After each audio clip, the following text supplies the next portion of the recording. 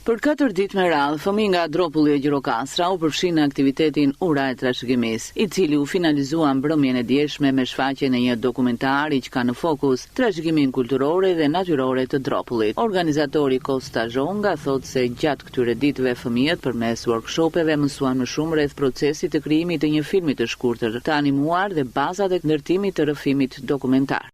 Bëm një urë lidhëse të kulturës midis Shqipërisë edhe minoritetit grek në Dropull. Kjo bën në Dropull data 20 deri 24 sot është finalja. Por gjithë ditë ne bëm një workshop, do 3 workshope me fëmijët. Realizuan 2 piktura të mëdha, si shikoni ato këtu, janë bërë me fëmijët. Edhe një film dokumentar edhe një film animuar. U mësua tek fëmijët këto ditë se si mund bëhet një film animuar, teknika e animimit si bëhet. Nuk është thjesht marrë me vizatojmë. Po ka të rrugën e vet, teknikën e vet. Nëse dokumentari që bëm është për një shtëpi 200 vjeçare në Dropull, si që gjë rrallë ajo, të cilën ne e gjetëm rastësisht. Edhe menduam të bëjmë dokumentar për treguar se si është ndërtuar, zakonet si kishin, se gjetëm një 90 vjeç, e cilë na foli për gjithë ato tradita.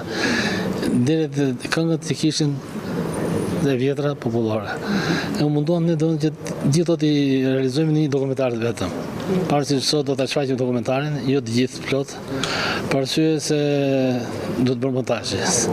Në për 4 ditë nuk është kollaj të bëhet një dokumentar, po do mundohemi të shfaqim sot edhe e film animuar, edhe dokumentarin. Gjithashtu kemi edhe 3 filma më pas që janë për minoritetet, i përshtaten temës. Ky aktivitet u mbështet nga Komiteti i Pakicave Kombëtare. Kryetaria Kostandina Bezhani shprehet se organizime të tilla shërbejnë për përcjelljen e trashëgimisë të brezat e rinj. Është gjë shumë e veçantë të flasësh për trashëgimin kulturore.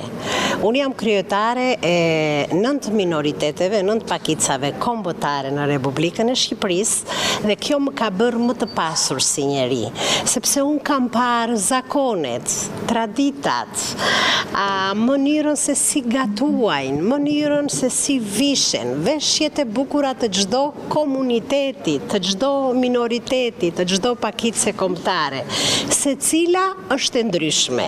Janë si lulet e bukura, që mund të jenë 9 lule të ndryshme, ato janë të veçanta në llojin e tyre. Ato kanë karakteristika të veçanta në llojin e tyre. Zakonet për shembull të Dropullit me zakonet e Pogonit janë të ndryshme. Zakonet e këtyre 2 krahinave që janë në një bashki, me zakonet e Korçës për shembull që ka atje në Pustec një minoritet tjetër janë të ndryshme. Me zakonet e një minoriteti tjetër që janë për shembull minoriteti malazez që janë në periferi të Shkodrës janë të ndryshme. Por këto janë zakone shumë të bukura, por këto janë veshje shumë të bukura. Ne përpiqemi dhe qeveria jon ka nxjerrë një fond të veçantë për të ruajtur, për të mbajtur zakonet dhe traditat e çdo minoriteti. Ne sot jemi këtu për minoritetin grek. Ne këto zakone dhe tradita t'i ruajmë edhe t'i kalojmë te fëmijët tanë. Prandaj jemi këtu sot me fëmijë, që kjo ura e trashëgimisë të kalojë te brezat që do të vinë, ashtu si te brezat e kaluara i kaluan tek ne dhe ne tek ata. Urat e trashëgimisë erdhi në kuadër të edicionit të 6 të Dropull International Short Film Festival.